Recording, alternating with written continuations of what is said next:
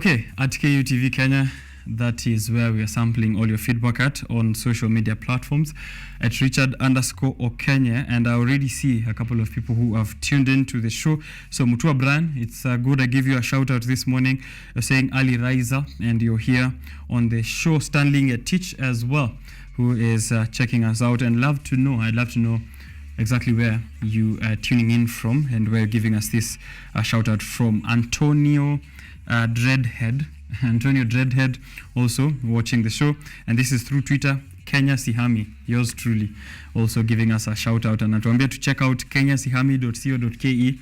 pia tutaangalia what kind of business is also on that side. As I told you earlier on, it's currently a very tough time, especially for young people.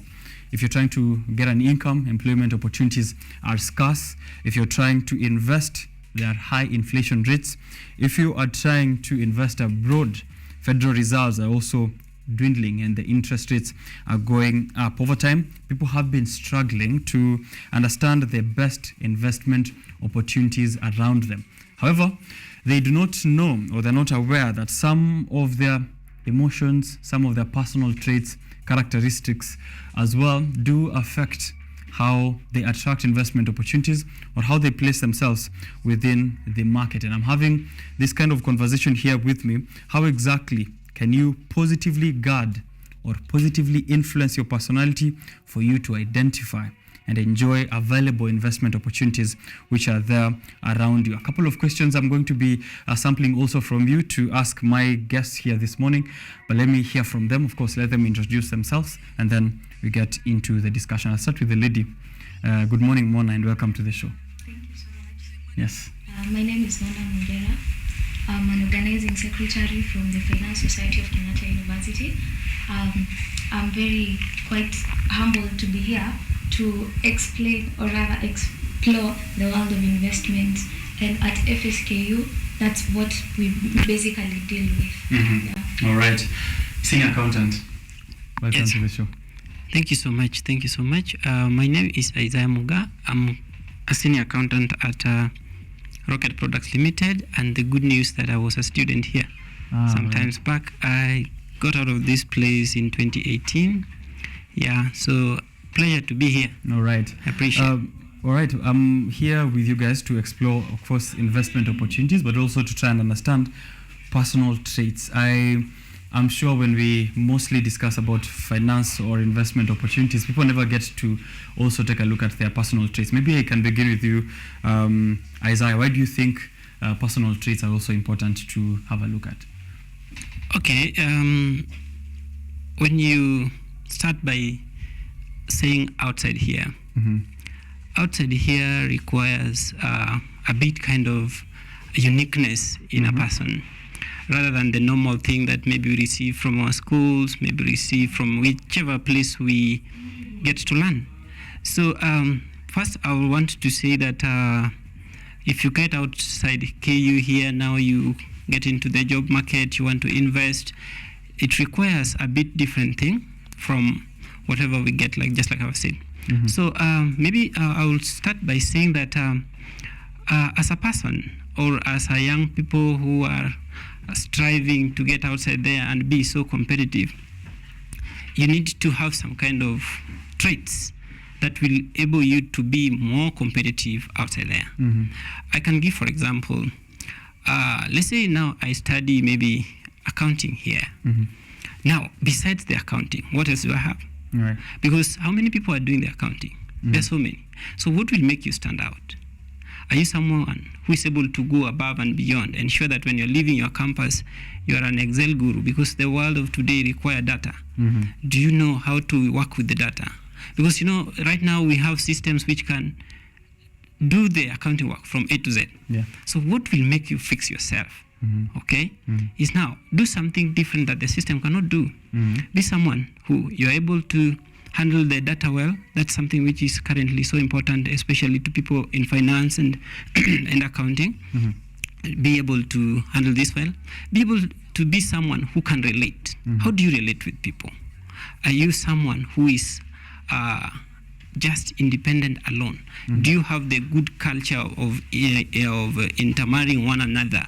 How can you relate with my colleague here in the work environment? Again, if you get outside there, you find that they require somebody who is outgoing. How do we talk about someone being outgoing? When you're outgoing, you're someone who is able to take these responsibilities without more problems, without reliance on people. Are you integral? Okay. Can people rely on you? So you'll find that when you get outside there, whatever you'll find, it will be a totally opposite picture of what we find from maybe home, the learning institutions. Right. So we require those uniqueness, the skills that will be able to make you stand out of the system. Because just like I said, system can do it from A to Z. So how do you beat the system? Right. How do you make your trade stand out? And I think that's important, especially now that we're having discussions around AI and people are like, how do I, AI is doing this. So how do I become better, or what else can I do that it's not doing? So personal traits now play a very big role there. It plays a big role, just like you said with AI now. It means that if you are not so unique, then you are totally out of the concept. So how do you marry yourself with the coming technology? Okay? And then what gap do you see in the technology that you can say that, okay, this is what AI can do, but now me as Isaiah, this is what I can do different from the AI. So that's what we are looking for. Mona, now when I come to you as a student and a young person who's also among the populace which is highly affected by the levels of unemployment and also very few investment opportunities, do you agree that personal traits also do come into play when we're looking at exploring market opportunities? Okay, yeah, I actually do agree with him that personal traits actually play a big role in your investments. First of all, you have to understand yourself before you invest. Before you even identify a business or an investment opportunity, you have to identify who you are. Because investments, these are risks. We are taking risks to invest. So you have to identify the kind of person you are, first of all, before you even identify an opportunity. By understanding your personal traits, then you're able to identify, you are able to know your risk, where you stand in terms of risk. You understand? Because you see, I can be a person who is a risk taker. I can take high risks. But there are people there outside who are not able to take, they don't want to take big risks. So by you understanding your risk levels, you are able now to know where should I start in terms of investment. All right. I see that also coming into play when it's I saw introverts and extroverts. Some extroverts are happy to invest, happy to go into risk. Some introverts are a bit reserved even when it comes to their financial decisions. So your personal trait also, even if it comes to a social setting, seems to also come into play when it comes to other matters of finance or even investment. So let me come back to you, Isaiah. How much do I need at this point? It's the biggest question that the young people ask themselves once they're out of campus. How much do I need before I start investing? Okay, that's a good question. There's an old saying that says, it takes money to make money. But this say can be somehow, like in the current world we are, can be somehow debatable. So why do I say this? When you ask me how much do I need to invest, what comes into my mind is investment only money? Which rank is money? At what level does money come in? So what I'll say that first, investment is not money. That is my perspective. Investment is not about how much you have, but it involves a number of things. One, as a person, do you know what you want? You want to invest, sure. Okay, no problem. But why is it? What exactly do you want to invest in? That's one thing. The next thing, are you able as a person to take the risks that are involved with the investment? if you leave money aside, because money is not a big problem here. Right. The moment you have the idea, there are financiers outside here. You go to the bank, sell your idea, they give you the money. Right. But now, do you have it? Do you have the idea? Are you able to take this risk? Okay. Right. Can you be able to stand the competition which is outside there? Because if you look at the investments around, whether you want to do, let's say for example, you just want to do a simple business. This one people do in the streets of Nairobi, selling maybe smoky and egg. You're not the only one doing it. Yes. So how are you going to do it different? So it's not a question of how much. It's not a question of how much to me. Right. It's a question of how am I going to be different. Okay. The moment I get that it is the idea, then now the how much will come in. Okay. Now the how much will come in. Okay, I have this idea. Now, what do I do to get it? Now, let me give you an example to disapprove how much, because I'm trying to just to make us understand that investment is not about money. Look here. On the 17th, that is last week. Right. If you look in the Nairobi exchange market, you find that the giant company Safaricom shares closed with 13.5 Kenya shillings per share. Now, if I ask you, do you, by Friday, assuming that you have the knowledge that the shares were there, did you not have 13 shillings? I did have. You did have. Yes. Why didn't you not invest? Okay. Right. I It probably means- had more than 13 shillings. Yeah, you had more. You could buy thousands of them. Yeah. But now the thing was, are you able to take that risk? Okay. That is the question. The first question when it comes to investment, are you able to take the risk? Okay. Did you have the idea? So most of the time, what I will say is that before we think about how much, let's think about of other factors. Okay. Let's think about of other factors which are more important. Because right now, assuming that I walk into, I know there is Equity Bank somewhere in KU. I just walk and tell them, you know what? I want to do investment. Give me money. Right. They'll ask me, what do you want to do? They'll not ask me how much. All right? So I think I can take that perspective. And then now, to answer your question now, I'll say that now the how much now depends with what do you want to do. You can start a business as low as 13 shillings. I have told you, it's a business, and it's an investment, Right. okay? Right. And it's a very good rewarding business. And now the risk involved is also high. Okay. The higher the risk, the higher the return. Okay. So now the question of how much now comes with, depends with what do you want inside. Yeah. All right, Mona, now when it comes to young people, students, is it possible to then positively influence them to think of personality traits first? How they can become more risk takers, how can they can get to be more assertive even. Is it possible to positively influence that, and how can we do it to ensure that they are not just thinking about how much money in terms of financial capital, but also maybe their own personal capital? How much are they willing to even get into investment? How can we do that, and is it possible? Yeah. It's actually very possible to positively influence the students and also the young youths. First of all, as a youth, you do not have to wait for someone to come and teach you how to invest. There are very many resources out here. All you need to do is just do your due diligence, take action. Do not wait. I won't come knocking at your door, tell you invest. But as youths, we need to be the change makers. Yes, we have to take action. We do our due diligence. There's so much information out here that we can take advantage of. But before that, we also have to understand ourselves. Before you even invest, you need to know, what do I want? Do not even think about the money first. Do not think about how much do I need, how much do I have. First of all, do you have that idea? If you do not have that idea, how can you then generate that idea first of all? And it's not even all about getting an idea, but there are people who cannot come up with an idea, but you can work on an idea that has already been generated by someone else. Right. Yeah. Right. So just by understanding that, you can now start on working on that idea.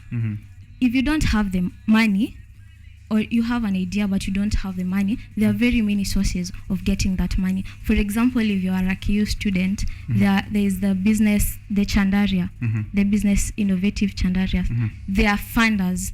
They fund your idea from the word go. They help you to manage your business until it's running well. Okay. Yeah, so you do not have to wait until you actually get billions of money so that you can invest. You just have to start a step by step. Yeah. Okay. What I hear there is viability for investing, which is the question I wanted also to pass through to Mr. Isaiah there. Is there something like someone who's viable enough for investing? You pointed out that the share price at Safaricom last week was 13 shillings, which means almost everyone in Kenya is viable enough? Or how do we put it? Is there a category of people who are viable for investing and some who are not? Or are we all, it's just that we don't understand that we are?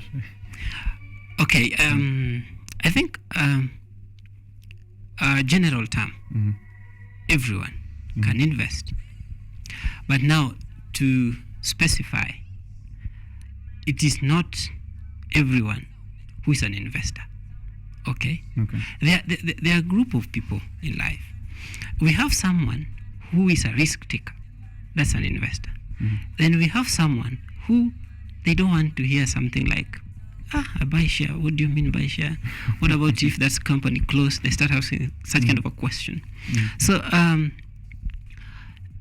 would say that someone who is viable to invest is that person who is able to withstand or who is able to accommodate the risks that are involved with the investment.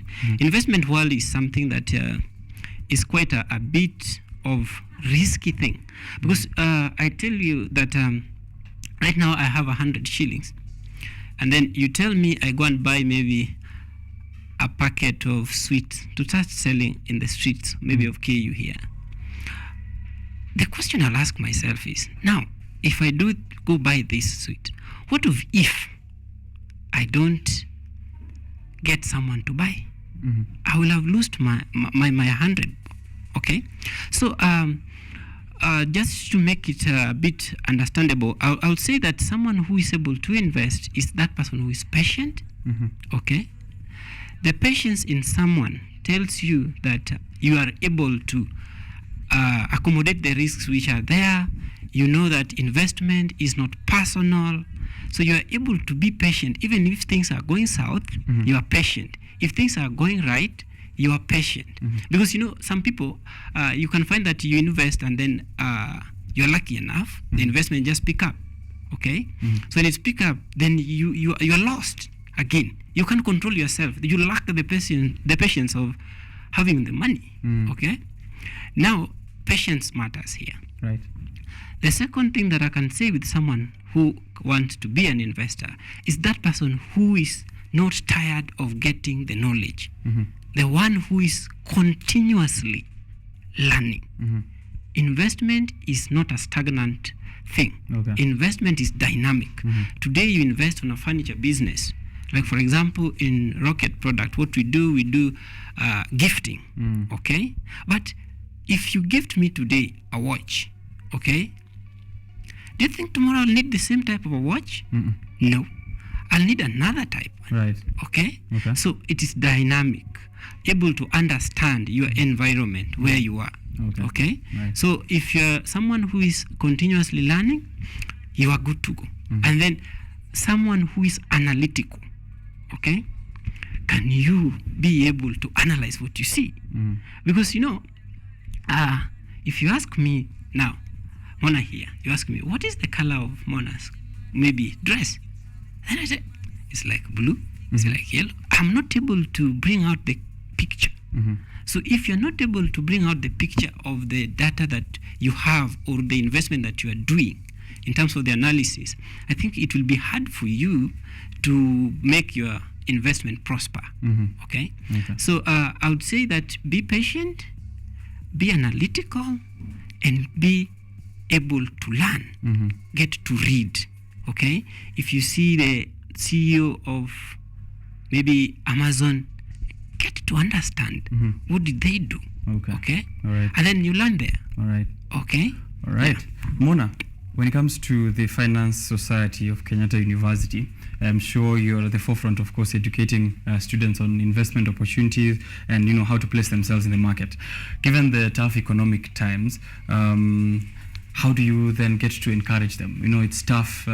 Prices of commodities are up. You know, students have very little within their pockets. They might be very ready to, you know, take risks to invest, but the economy is tough, so they're, you know, a bit hesitant. And I think I'll also bring the question back to you in general.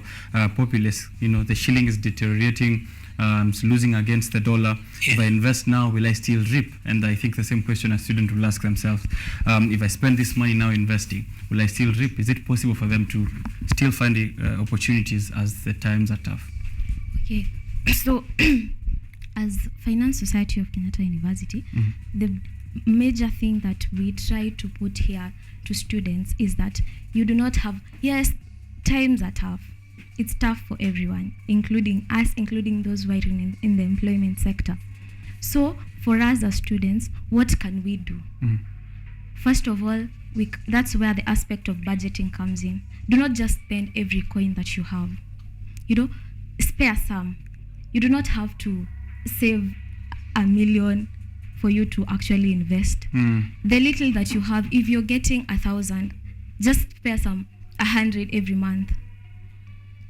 Get a viable investment opportunity. Invest. Let your money grow. Yeah, from when you invest, and then you know you're able to get a return. From that return now, you can now start diversifying your portfolio. Yeah. So what I can urge most of my students, or most of the students here, and also the youth, is that yes, times are tough, but let's embrace the culture of investment. Yeah. Right. Do not just spend unnecessarily. Okay. Yeah. All right. Mr. Isaiah, the Kenyan shilling is losing value. And is it safe for us to put money right now and expect returns? We are trying to invest. I'm very good at risks, but isn't this too risky? Okay, if you're an investor, you say that the moment you see risk, you see opportunity. Okay. But now, it is true. Our currency is really going down, even against the East African entities that we have around, even if you leave the dollar. Yeah. Now, I think this is the right time for someone to ask themselves the question, what type of investment do I want to put myself into? Okay. We understand the dollar affects everything, actually everything around. But like Mona have said here, investment is part of the risk. It's risky business, okay? But now what do we do? As a student, as a person, as an individual outside there, what should happen now is you should look for those areas where you feel that in as much as we have the impact of the dollar, but now, can you be able to sustain your investment? How directly is your business or the investment related to the dollar? Because, for example, let me give you an example. You invest into an import business where you have to import everything, okay? Definitely, you are going to have a big challenge. But now, if you invest into things like maybe, let's say, the handmade, where you go to the shamba there, do some small farming, though the fertilizer will be imported and the rest, but there's some kind of a backup plan which comes there, that at the end of the day, you'll get the fertilizer because the government will be there to ensure that there is fertilizer. They're spending the dollar on your behalf. On your behalf. Then you'll get it at a higher price, okay? But your business will be able to move, okay? So I feel that during this time, look at the sustainability, how your business or your investment is directly or indirectly affected by the dollar. Okay. Yeah. All right. Yeah, sure. Mona, is it possible also, how do we identify investment opportunities as young people and students? In which avenues can we look at? If I'm trying to invest now, I'm very ready to take risks. I have my 300 shillings. How do I start looking and where do I look? Okay, first of all, before you even start looking, we've said you know your personality. Yeah? Okay. You know who you are. So from there now, you can now start doing your research. There are very many opportunities here, but now the opportunities that you will be at your disposal is according to where you are as a person. Okay. What amount of money do you have? What risk are you willing to take? And how much or for how long? Because we have like long-term investments that go even for more than 10 years. They are very short-term, that maybe 2 weeks, 3 weeks, your investment has matured. So those are very many factors that we need to consider in terms of where to invest our money. Okay. So if, for example, you want to invest in a long-term investment, then you will have to look for a long-term plan. For example, you can invest in stock markets. Yeah, like you've just said, stock markets is actually something that you can invest with as low as 13 shillings, like you've said. Yeah. So it just depends with what do you want to invest, for how long, and how much do you have. But for us as students, what I've seen, majority of the students, we do not have large sums of money, but we can, for me, what I've seen that is really working for most people, you can pull your funds together as a group. Pull your funds together, maybe 10 people, invest in not big currencies, Yeah, when you pull your funds together, put them in an investment, maybe a money market fund. Yeah, money markets are short term with low risk. Yeah, they'll give you a good return. All right. From there now, as you grow, you can now start diversifying, maybe in maybe dollar-denominated assets. Yeah, so there are many opportunities for us students. It's just a matter of doing your own due diligence and you research, and take a risk. All right. Isaiah, as we try and conclude here, I think I'll give you an opportunity to let us know what Rocket Products does. And then as well, our very last pressing question, which is, where do we stand as a country in the next 10 years in terms of investment, and where does that place us as youth? Yeah, maybe I'm 27 years old. In the next 10 years, might not be necessarily in the category of youth. What will the country be looking like, and how does that affect me? I think I'll also like the same answer from the perspective of Mona there. But first, what does Rocket do? Okay, thank you so much. Rocket Products Ltd is a company incorporated in Kenya. We operate across the East and the West Africa. Now we have a presence in South Africa. So what we do corporate gifting. Okay. We ensure that we create a smile on your on your client or on anyone that you want to gift. So we do gifting. So majorly we do the promo. We are in the promo industry where we do the branded items. If you witnessed the other time when the Stanchart Marathon, I hope you loved the jerseys and the rest. Yes. That was a product of Rocket Products Ltd. Oh, nice. Yeah. Nice. So we ensure that we create some memorable moments. Yeah, I know for a long time people remember Standard Chartered. Okay. Because we believe in the power of gifting. Okay. Right now, the only thing that will make you remember me is if I give you something. All right. It is the best thing that you can ever give anybody. So we believe in gifting, and we are present in Kenya, Uganda, Tanzania, Rwanda, Mauritius, and we look into the future, like now we say, to expand more, despite the dollar, despite everything going around in the world. But we are looking into expanding into Africa, to have physical office across Africa. Yeah, so that's what we do at Rocket Products Ltd. Okay. Next 10 years forecast, investment opportunities, how is it going to look like in Kenya, and what do you think the youth should do to be prepared for that kind of future? Okay, maybe I want to start even before I look at the next 10 years. I want to talk about the youths. Okay.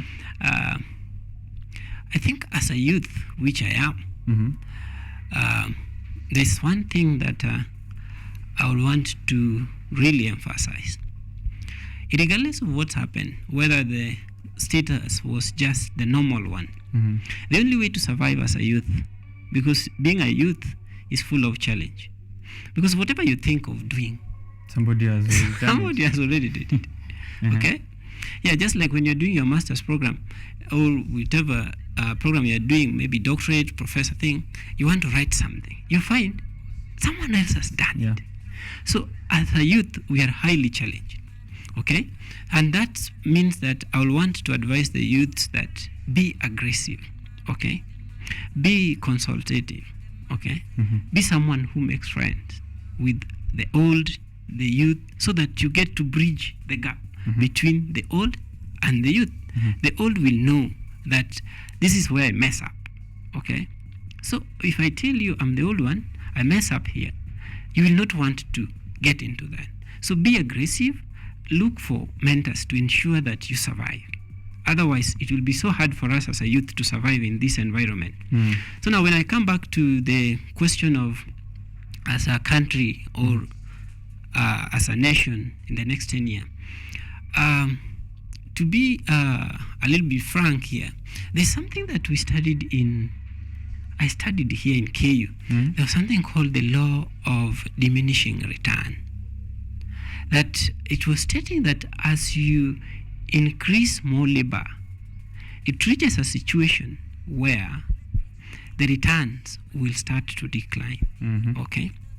So as a country, in terms of maybe taxation and everything, you find we are going to a direction where things are not trying to move now, but instead things are going down, because we are reaching that level where people cannot accommodate. But now, in the next 10 years, I think this is a good opportunity.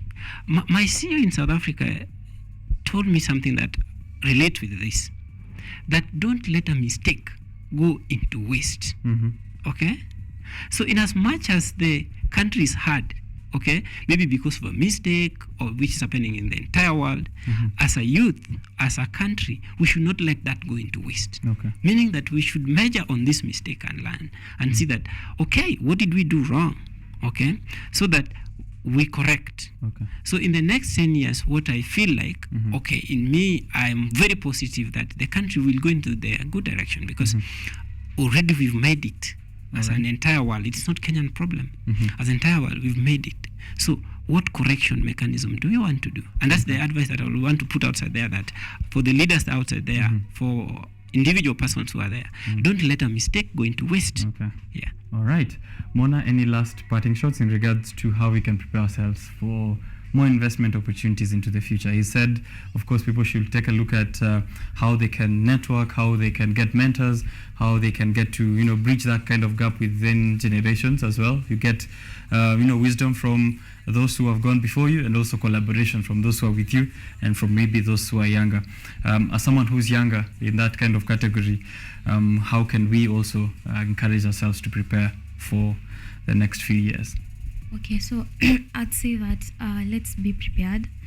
Things might go the good way, things might go the bad way. So for us as youths, let's be proactive. We have the energy, we have the time, we have the resources.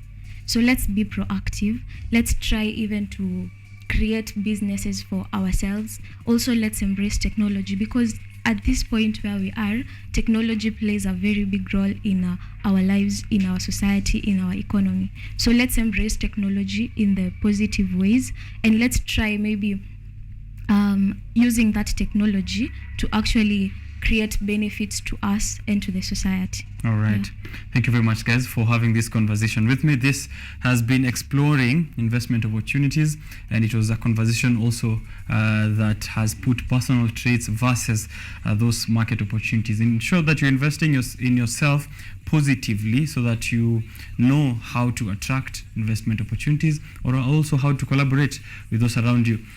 Mona says that students should come together, pull their few coins here and there and invest together, and also later diversify their portfolio. Isaiah is having a positive outlook and saying that, you know, we should be capitalizing on the mistakes and should not let them go to waste. That's the last message I leave you there as I go for a break and also sample your feedback. There are a couple of guys who are tuned in. I'll be giving a shout out once I'm back from that break, so don't go too far.